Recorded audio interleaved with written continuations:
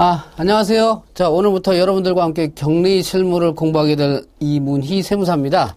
우선 격리 업무를 하기 전에 여러분들하고 저하고 잠깐 격리 업무에 대해서 오해를 좀 풀어야 될 것 같습니다. 뭐냐면 우리가 흔히 격리 업무라고 하면은 흔하게 오해하는 게 뭐 회사에 입사해가지고 뭐 영수증 같은 거 모으고 그리고 장부 이렇게 좀 기록하고 은행 가서 입출금 업무를 하고 그리고 심지어는 뭐 손님 오면 커피 타다 주고 그 다음에 뭐 서류 복사해주고 이런 것으로 오해를 하고 있어요. 그런데 실상 격리 업무는 그런 업무가 아니고 우리가 장부를 기록하면서 처리하는 회계 처리 업무하고 그리고 세금을 신고하는 세무 업무 그리고 기타 기업 경영과 관련된 여러 가지 업무들이 있어요. 이 업무를 다 하는 거다 보니까 업무가 참 굉장히 많고 복잡하다라는 얘기예요. 그래서 우리는 격리 실무라는 과정을 통해서 배워야 될 내용을 학습을 하는데 주요한 학습 내용들은 뭐가 있냐면 이제 가장 기본적으로는 회계라는 업무를 배워야 될 거예요. 장부를 기록하기 위해서 배워야 될 내용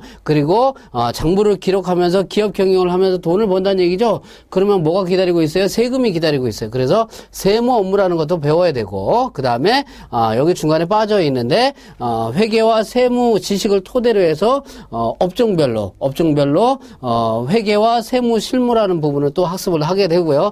그 다음에 이러한 회계와 세무뿐만이 아니고 기업을 창업을 해서 해산에 이르기까지 여러 가지 발생되는 모든 업무들 주로 이제 회계라든가 세무와 관련된 부분들이 있겠는데 이런 부분들을 쭉 학습을 하게 된다는 얘기입니다. 자, 그랬을 때 이 격리 업무를 수강해야 될 대상자들이 누구냐면 보통은 일반 회사의 재무를 담당하시는 분들, 더 나아가서 중소기업을 경영하시는 뭐 경영자, CEO라든가 이런 분들도 수업을 들으시면 좋을 것 같고요.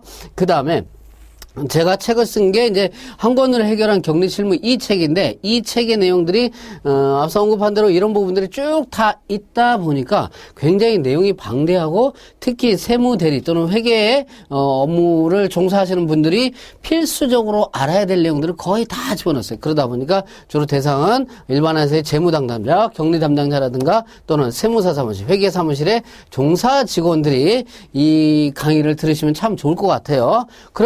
그러면 이 강의를 들어가지고 어느 분야에 어떻게 적용할 거냐?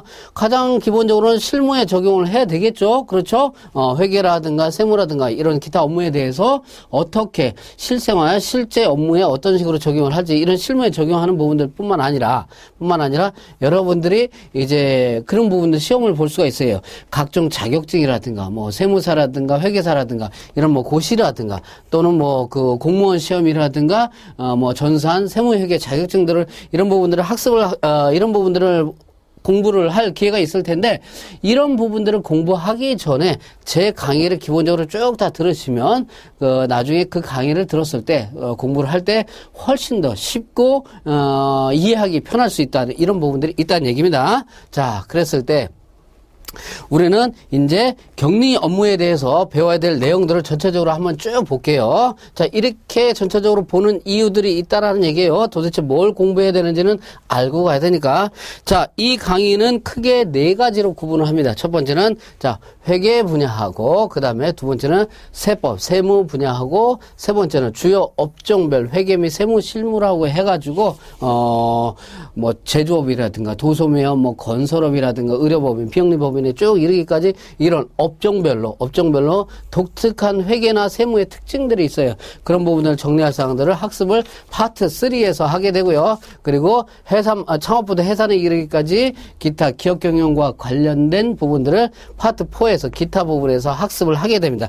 자, 이것이 크게 나눴을 때 요 네 가지 파트고요. 그 다음에 이 부분을 어떤 부분을 학습을 하게 되는지 하나하나 좀 보도록 하겠습니다. 첫 번째 파트 1에서는 회계 이론이라는 부분들을 배우게 됩니다. 회계 이론. 자, 그랬을 때 회계가 뭐냐라는 거예요. 회계가 뭔지, 회계에 대한 의의라든가 그런 회계를 분류하는 부분들이 있어요. 그리고 회계와 관련된 기본 개념들을 제1장에서 학습을 하게 될 겁니다. 제2장에서는 기업 경영과 관련해서 가장 중요하게 파악해야 될 정보가 뭐냐면 기업의 재무 상태라는 거하고 기업의 경영 성과라는 부분인데, 이 기업의 재무 상태라든가 또는 기업의 경영 성과라든가 이런 부분에 대한 개념이 뭔지, 그리고 재무 상태는 주로 이제 자산이라든가 부채라든가 자본으로 해서 이렇게 파악을 하는데, 이러한 재무 상태의 기본 개념과 그리고 이런 재무 상태표를 어떤 표, 보고서로 이렇게 나타내야 되는데, 이런 부분들을 우리는 재무상태표라고 얘기를 해요. 이 재무상태표에 대한 작성 요령이라든가 개념이라든가 이런 부분들을 학습을 하게 됩니다. 3장으로 가게 되면 기업의 경영성과라고 해서 일정한 기간 동안의 영업에 대한 성과를 파악을 하는데, 주로 이제 수익이라든가 또는 비용을 통해서 파악을 하는 거죠. 이런 부분들을 나타내는 재무보고서 표가 뭐냐면 손익계산서라는 겁니다. 이러한 개념, 이런 부분들을 학습을 하게 되고요. 자, 4장으로 가게 되면 회계의 순환 과정이라고 해가지고, 회계가 돌고 돈다는 얘기는 뭐냐면, 기업에서 굉장히 많은 거래들이 발생을 해요. 그러면 그 거래들을 기록해서 결국은 재무제표라든가 장부를 만들어주는 이런 부분들이 계속해서 순환이 된다는 얘기예요. 그랬을 때 회계의 순환 과정을 보면 가장 첫 번째로 거래를 먼저 식별을 해야 되겠죠. 그래서 언제 얼마를 기록할 건지를 판단해서 이제 장부에 기록을 합니다. 장부에 기록을 해서 장부가 정리가 다 끝나면 우리는 최종적인 보고서를 보고 싶어 합니다. 이랬을 때 재무제표를 작성하는 이러한 과정들이 계속 끊임없이 발생이 된다는 얘기, 이것을 회계의 순환 과정이라고 하는데, 이 부분은 4장에서 학습을 하게 됩니다. 5장으로 가게 되면 이제는 1, 2, 3장까지는 기본적인 이론 사항을 학습을 하고요. 자, 이런 기본적인 사항을 갖고 이제 본격적으로 기업에 관련된 여러 가지 거래들이라든가 이런 것들을 기록을 하게 됩니다. 이랬을 때 가장 최초로 기록하는 것을 우리는 분계라고 하는데, 분계하는 요령, 분계는 어디다 해요? 분계장에다 작성을 합니다. 그리고 경우에 따라서는 전표를 작성하는 이런 부분들인데, 이것을 5장에서 학습을 하게 돼요.